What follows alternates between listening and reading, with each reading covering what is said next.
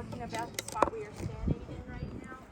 So Harriet Tubman was actually born in this part of Maryland, Dorchester County, and about 5 miles in that direction. And she was enslaved in Bucktown in about 5 miles in that direction. So we are in between where she was born and where she was enslaved, which is a huge part of why this spot was chosen for our park. But it was also chosen because of the landscape.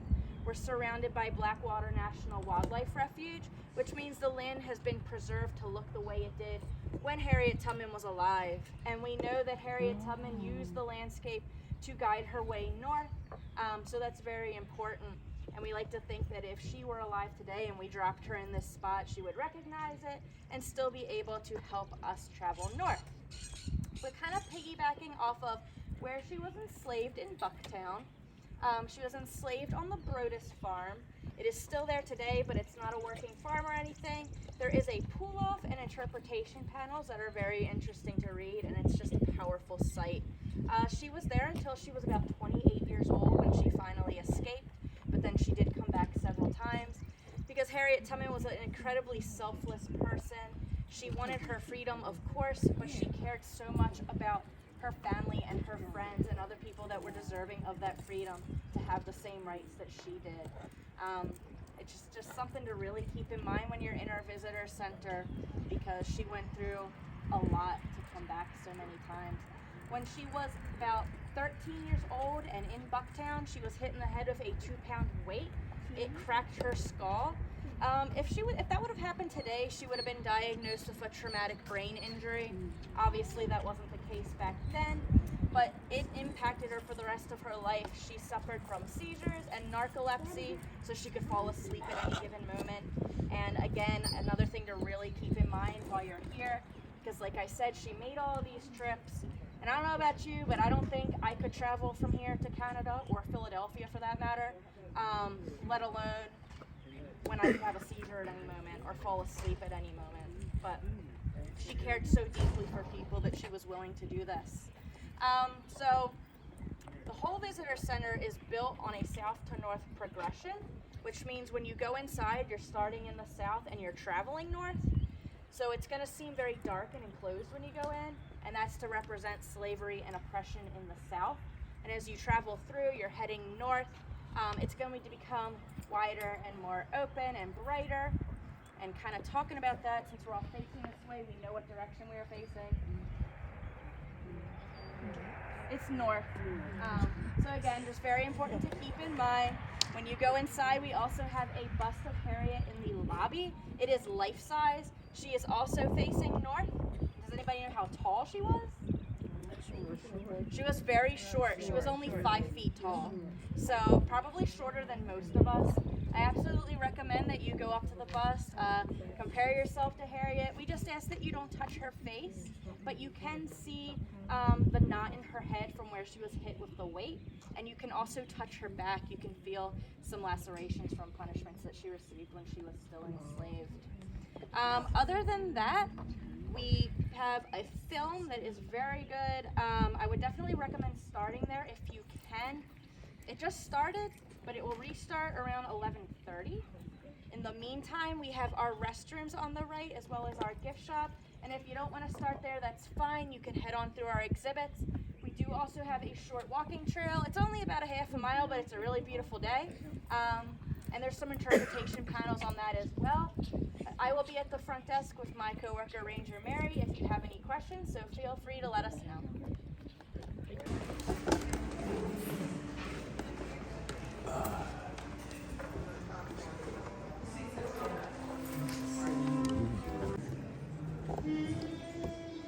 Slavery is the next thing to happen.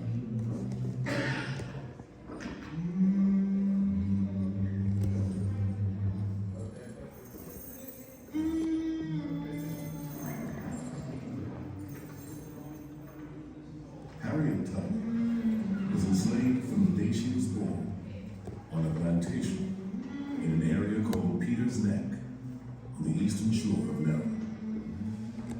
One of her first memories was seeing her sisters taken away on a chain gang and lost forever. She never closed her eyes. without imagining that she saw the horsemen coming and heard the screams of families being broken apart.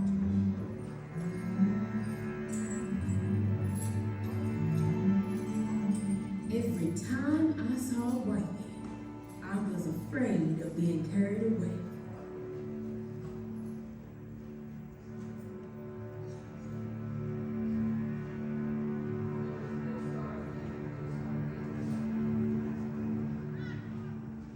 Born in 1822, Harriet Tubman's parents, Ben and Rick Ross, named her Araminta, or Minty for short. She would be enslaved for the next 27 years. Her parents were forced to live apart after Minty was born because they were enslaved by different masters.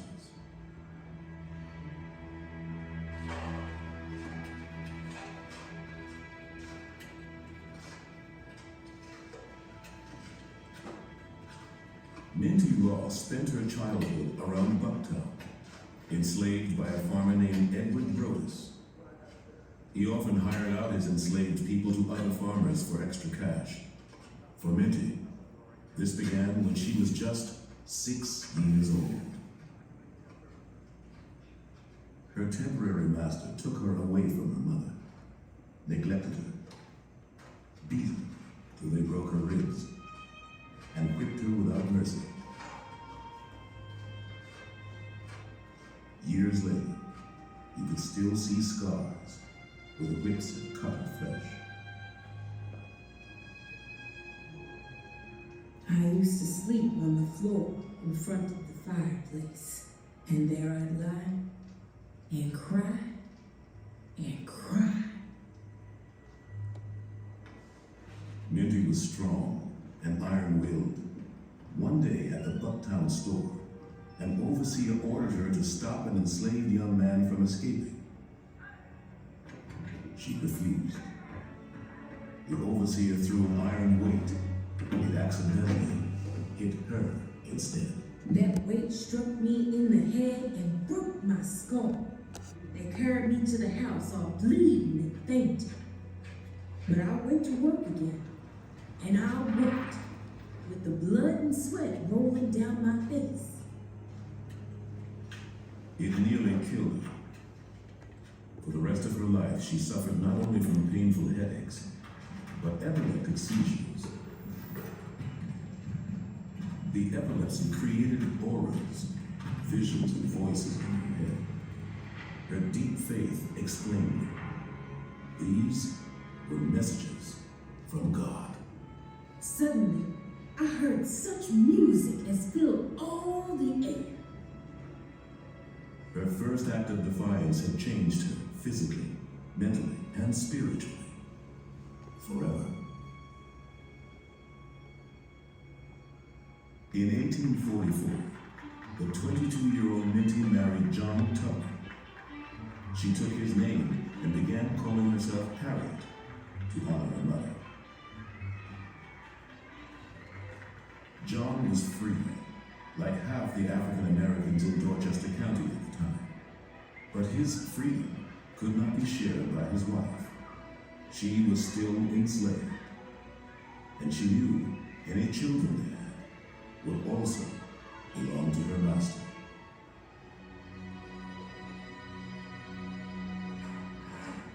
She did all the work of a man, she said. She drove mules and cut and hauled wood in the forest. She was a hard worker and earned money on the side, while the Brodus family grew deeper in debt. He was bringing people to look at me and trying to sell me. We heard some of us was going with the chain gang down to the cotton and rice fields, and they said I was going.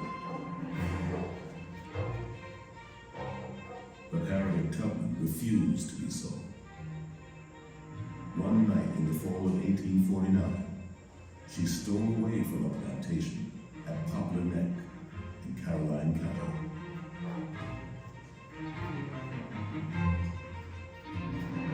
She raced to freedom by herself, sometimes on foot and and sometimes with the help of a loose network of trustworthy, enslaved, and free blacks, and white helpers who hid her and sheltered her as she made her way from station to station on the Underground Railroad.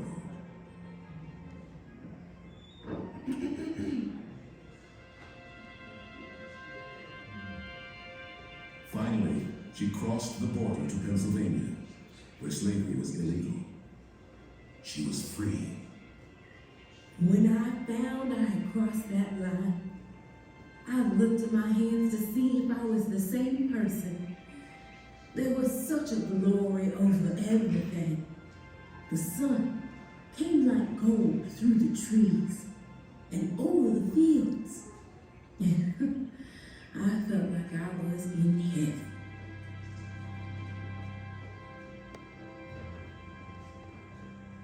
But could she stay free?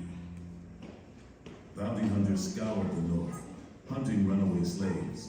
At any moment, she could be captured, dragged back to the Broadcasters, or even killed.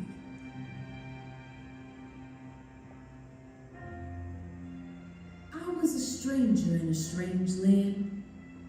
My home, after all, was down in Maryland, because my mother, my father, my brothers and sisters and friends were there.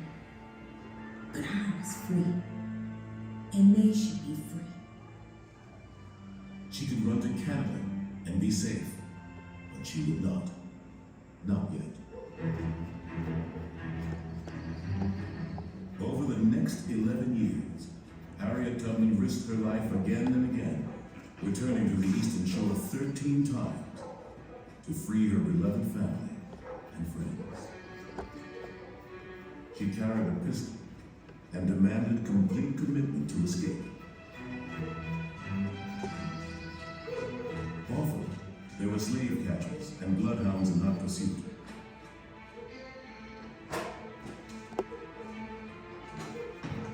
Tubman led runaways through miles of marshes and forests, and ran for hours on end, hiding in the root cellars, barns, and houses of people who hated slavery.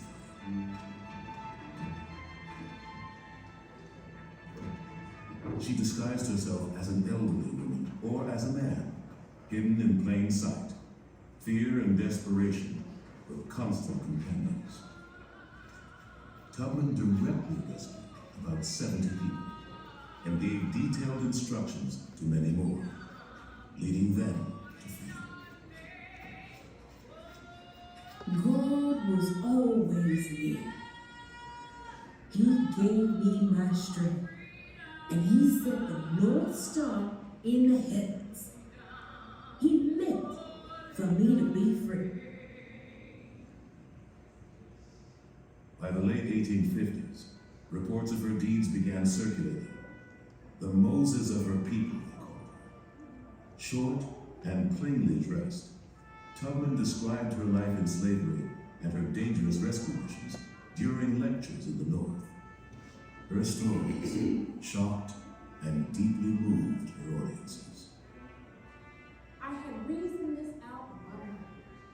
There was one of two things I had a right to: liberty or death. If I could not have one, I would have the other, but no man should take me alive.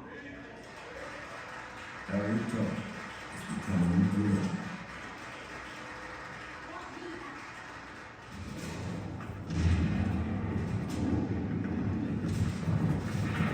The Civil War was fought over slavery. Harriet Tubman would continue her battle for freedom by joining the United States Army in South Carolina. Then we saw the lake, and that was the guns. And then we heard the thunder, and that was the big guns. And then we heard the rain fall, and that was the drops of blood fall. She cared for the sick, buried the dead, and fed the living. She witnessed war in all its horror.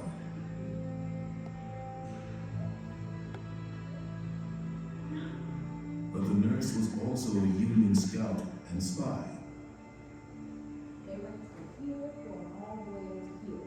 She led a network of 8 spies crossing enemy lines to uncover information on rebel troop movements. She became the first woman to lead a Civil War expedition, a raid that freed some 750 enslaved people. Proudly, she carried a rifle. Harriet Tubman was a soldier for freedom.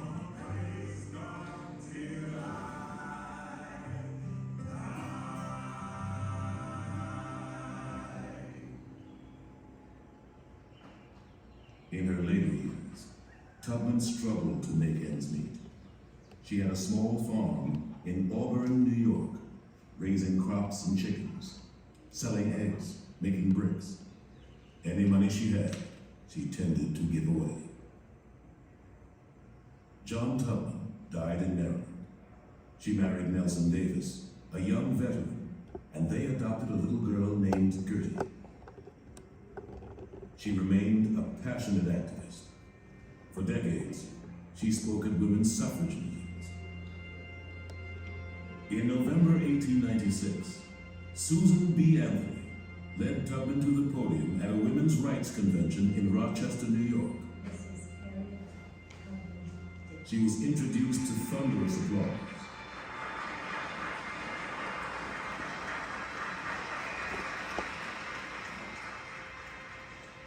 I was a conductor for the Underground Railroad for 8 years. And I can say what most conductors can't say. I never ran my train off the track. And I never lost a passenger.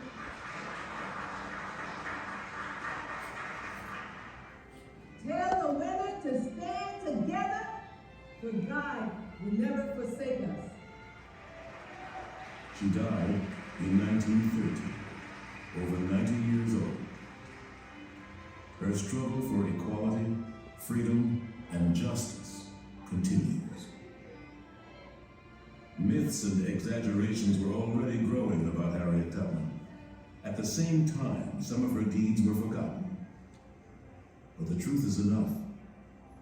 It was here on the Eastern Shore where Harriet Tubman came from, where her legend began. Today, you can walk in her footsteps.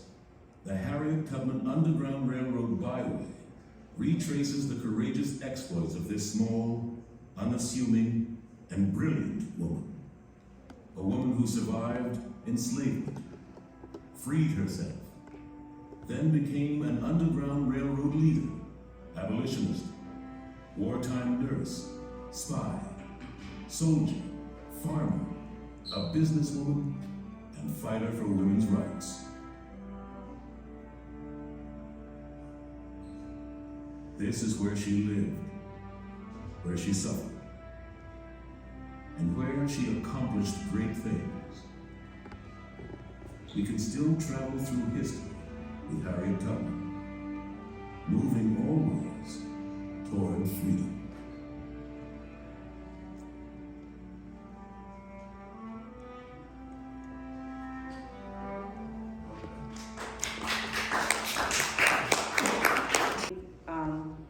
I'm just recovering from surgery, so I'm not up to par, but I'm a teacher, and teachers always teach. And so what I want to find out, if there are any questions about what some of the things that you just saw, and I'm sure, did anybody learn anything new that you did not know about Harriet Tubman? Okay, what did you learn? I didn't know that she also helped fight in the Civil War. I didn't know she had any parts in that. Okay, all right, anyone else? Yes, I didn't know she suffered from seizures and epilepsy. good. Anyone else? Okay, I'm certain some of you are just too shy to talk about it, but you learned some of the new things. One of the things I wanted to add to that is they said that she freed 70 people. The more accurate count now is that she freed 76. And you think in terms of all the things that you said. She suffered from the seizures, but she still knew her calling, and that was very important. She knew at that moment that she was supposed to do what she did. And one of the things I always tell my students, know why you are here. And if you know that she lived until she was 90 years old, if something happened like that today to someone, they probably died. But because she followed her calling, her creator, as I always tell my students, whatever you want to call him, he kept her. He let her do her job, and then he let her live her life. And so we have to think in terms of that. One of the other things I want to note is that I'm glad the film said some white people helped. Because there were not a lot of them. And that's one of the myths that the Underground Railroad gives. Most black people who escaped from slavery did it on their own, like Harriet Tubman. You saw she made it on foot. You all, can you imagine? Look how long it took us to get to Baltimore to here, on a bus.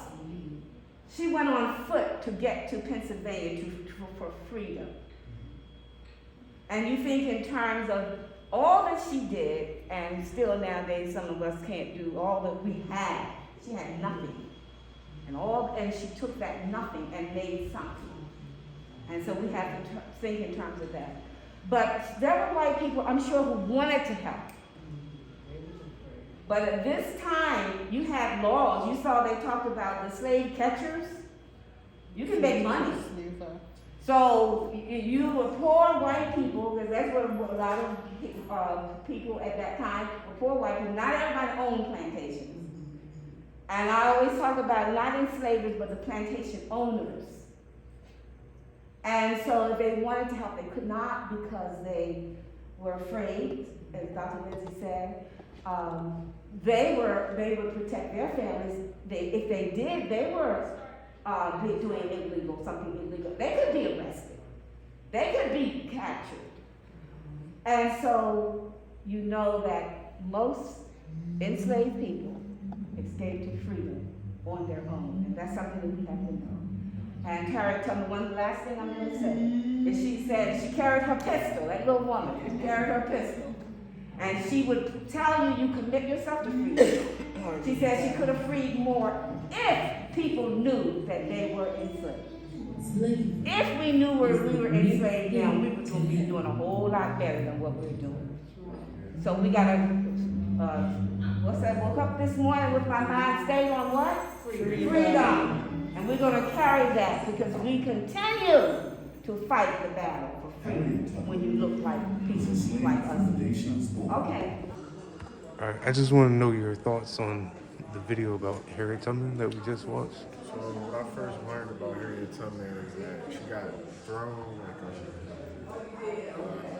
12-pound weight thrown to her head, and I didn't know about that. She had suffered seizures from that as well, so that's pretty dwelling to like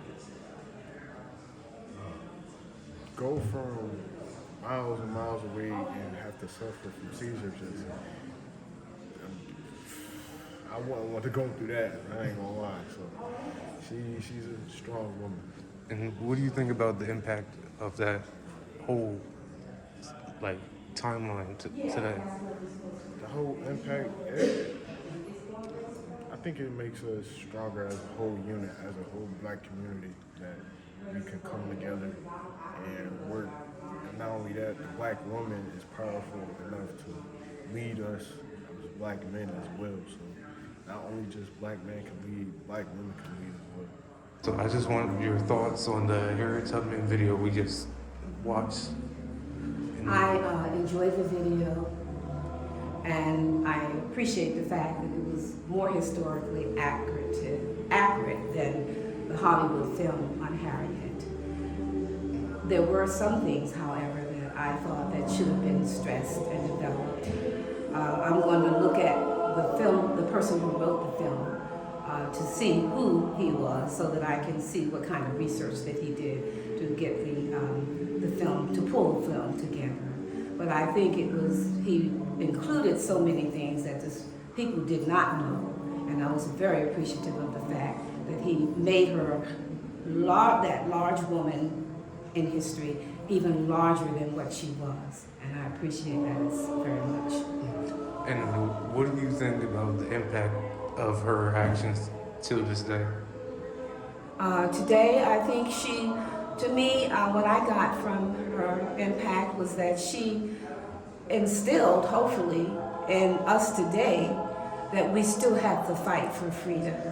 And no matter what our circumstances are, where we came from, we still can go where to those uncharted places and do marvelous things as a people with all that we have. And as I pointed out earlier, a person who came from nothing turned her whole life into something and also reached out and helped others as well. And that was very impressive in the film.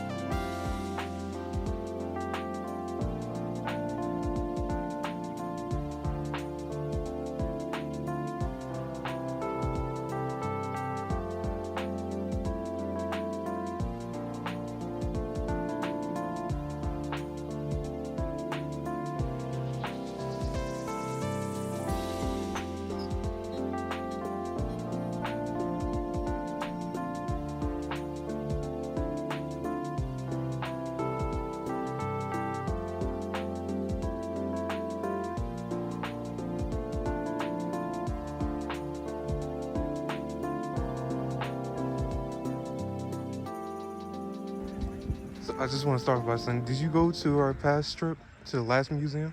Yeah, I have visited the African American Museum in Washington DC, and today we are here in the Harriet Tubman Museum.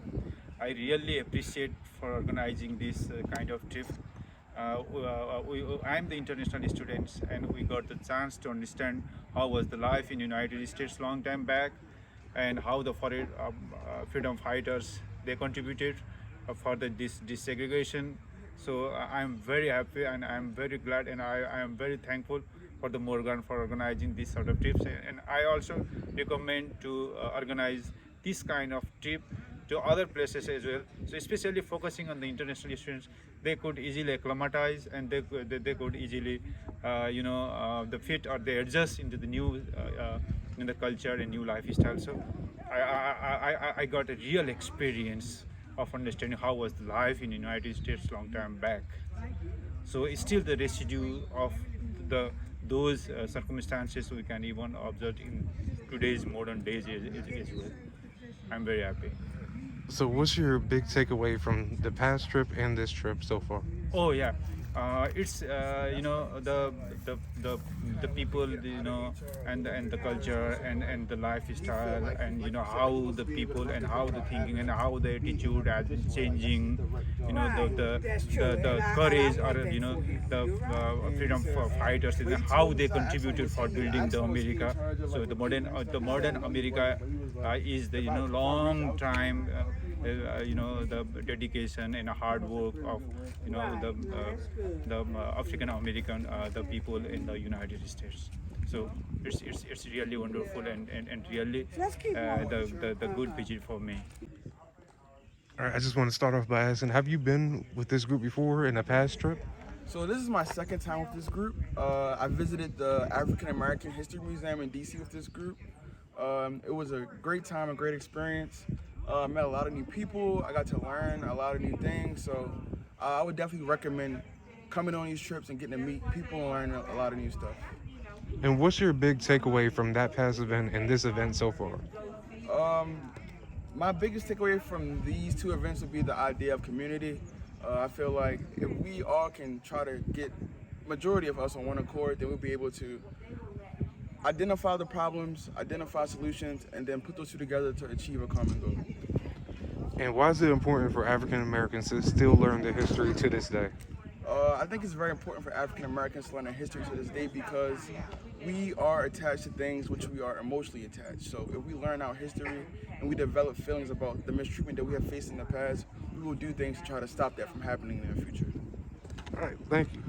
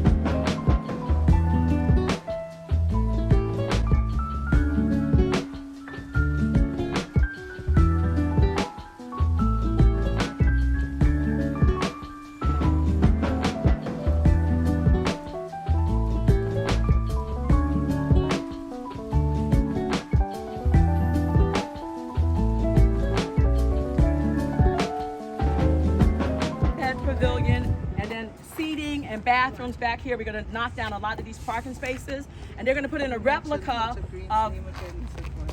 I'm sorry? Oh, Dr. Dale Green. Well, I don't know if he's a doctor, but Professor Dale Green from Morgan State University is doing the redesign of this building right here that was built in 1908. This was originally a Woolworths building. So the Alpha Genesis Community Development Corporation owns the building. They were awarded a $9.1 million tax credit to redo this whole structure. And Professor Dale Green from Morgan State University is the architecture for this project. In the corner, they're going to put a replica of the Ben Ross cabin that was unearthed a few years ago doing, when they were digging up and stuff. And they're going to put a replica of the cabin in that corner, and off the building there'll be an overhead so you can come back here, sit, be comfortable, and don't have to stand in the sun. And there'll be bathrooms and washrooms and everything. So that project should break ground like 2024 and be done by 2026. This is a 26,000 square foot building. It's going to be totally renovated. Wow. Dale Green from Morgan State University. See what Morganites can do? Yeah. So have you had any past experience with this group in taking trips, museum trips? I actually have. The last one we went to was in DC. And what was your main takeaway from that trip and this current trip we're on currently? Well, both trips were really different. The last trip focused more on the life of African American, where this one was focused on a specific African American. The last trip, it really showed us the different amenities and how we had the same quote-unquote opportunities that we didn't. We were able to travel like they were, but we didn't have the same spaces, or we were given less, but we were paying the same prices as they were. And why is it important for African Americans to learn up on their history or background? Well, really, it's important for anybody to learn up on their history, but for African Americans specifically, it's important because you are able to see the struggle that we went through in order to get to where we are now, and for us to be actually be able to appreciate how we got to where we are and why we are here. Outside of that, without knowing and understanding the history and background of how you got from to where you are, it just doesn't make sense. You weren't able to appreciate, and you just living life just going through. School, I had a full football scholarship to the University of Wyoming. I played in Wyoming for 3 years. They came and got me out of Canada. I played in the CFL for 5 years. After I left the CFL, I went to New Orleans Saints in 1988-89. I tore my cruciate ligament, done. Then I got into the car business. And one of my goals growing up here is Cambridge is the kind of town that everybody knows everybody. My goal was to cross that bridge and stay there, and I could always come back to visit. So what I did there, I went to Wyoming, I went to British Columbia, Toronto, to New Orleans. In New Orleans, I came back to live in outside the DC area. I got into the car business. I've been in the car business ever since 1989. In 2012, I met Michael Vick when he first got out of jail in Philadelphia Eagles. And I got with him and his wife Kiafa, and I started to be a broker. Broker means basically, Michael Vick has given me so many ball players I've sold cars to all around the world. I go everywhere Monday and Tuesday, and I come back and cook. But I got this food area in Miami. These Jamaican guys I've known since 2000 to 2001. And I've been eating their food for all this long time. I lived in Boca Raton. I sold cars all over there, Rolls-Royce stores, my Mercedes stores. And then 2020, my mother passed away. And I told my wife that I wanted to come back home because I want to be close to her. And the good thing I know is I can always leave. But this business here is taking me to another level. So I might be ending up going to Vegas. Because the hotels want us in there. So I cooked at the Hyatt 2 years ago, and it made a big impact because the food is different. I only serve my food 3 days out of the week. Because I got to season it, prep it, put the love in it, then I cook it on the weekends. But growing up here was a different experience because it was more segregated which I didn't know about until I got a little older, when it was really history it was. But it's a big change now because things have changed. White, blacks, everybody else hanging together and be together now. But back in the day, it was kind of rough because I was 4 years old when I first heard of Rat Brown was here, and he burnt down Cambridge Pine Street where I cook at now, and there was a big history there too. Because you didn't go down Pine Street, but it's pretty different. And so, but you know, I can tell you guys, anything you guys want to do, if I came from this little town and did what I did, you can do it. And I would tell you right now, I told her, I went into cardiac arrest and died for over 45 minutes. Wow. And that was checking. I was going to New Jersey, and I had 2 forms of cancer. I had colon cancer, lymph node cancer. And I driving down the road, my daughter, three-week-old daughter, and dropped dead behind the wheel. I was dead, guys, for 45 minutes. My body temperature went up to 150. They didn't know if I was gonna make it or not. So I came out of that, and I thank God. But that's what I'm telling you guys, what happened to me is that, remember one thing, whatever you do in life, you do it the right way. Because when I came out of my cardiac arrest, my brother was there with me and my wife. The first thing I thought about was karma. So what you do something bad, it's gonna come back on you. Always be good to yourself and the one beside you. You know, so that's the most important thing, because if it wasn't for my wife giving me mouth to mouth all the time I was gone, I wouldn't have been here. And you know, another thing, like I told you, the professor here, I was on the plane. I got a defibrillator in my heart. I brought the plane down, American Airlines, because it went off on the plane. I mean, I dropped dead, and it kicks back in. Because this defibrillator works where I didn't really know how it worked, but I have it here, it's a little box. It's like a generator. And when my heart ready to go out of whack, it'll shut my heart off, and then kick it back in. So one day when I brought the plane down, I died 11 times in one day. It went off 11 times in one day. Wow. So I'm just telling you guys, man, you know, always be true to yourself and be true to people around you. And I learned one thing, you always treat people kindness, because you never know who they are. You know, so I'm proud of you guys, man. I had a chance to go to Morgan State, but it was too small. God, it was too small for me to go. I was at Towson State. I was at Howard. It's growing now. You see it now. Come back. Come see it. Come see it. I like to come up here and cook for you guys. So whatever you guys do, but I mean, just keep just believe in yourself and treat people like you want to be treated. Yes, man. The world is yours. That's right. The world is yours. And thank you so much for letting me talk to you guys. Thank you for sharing that story. We don't know how we Just want to know your closing remarks or final thoughts from everybody. First, I would like to say we enjoyed the trip. We enjoyed the students, and it was very informative. Students learn about their past, learn about the glory of Harriet Tubman and how they can use that in their lives so they can move forward. And again, it was such a wonderful trip. Of the 2 trips that we've had in the grant, making connections, and I do believe the students made connections. Well, ditto what children, kids say, Dr. Lindsay's comments. And for me today, I learned to appreciate, even more so than I did before, the legacy of Harriet Tubman. She contributed to womanhood and helped us to realize what being a woman is all about. Walking in the path that was created for you and going until the end. And I'm so in agreement. I too believe that Harriet taught us today that we must know who we are, our purpose on earth, and move towards it. And I'm sure I spoke to several of the students after the tour, and they all felt empowered because they realized that it is not impossible to do your dream if you walk in your vision. And all the other speakers who spoke to us, the theme was there. Reach out for what you're walking in your purpose and live your best life, and then you enjoy. You get long life like Harriet, 90 years old, she could have died when she was 13 from that hit in her head, but she really not just survived, she lived, and lived dangerously, and some of us have to do that today.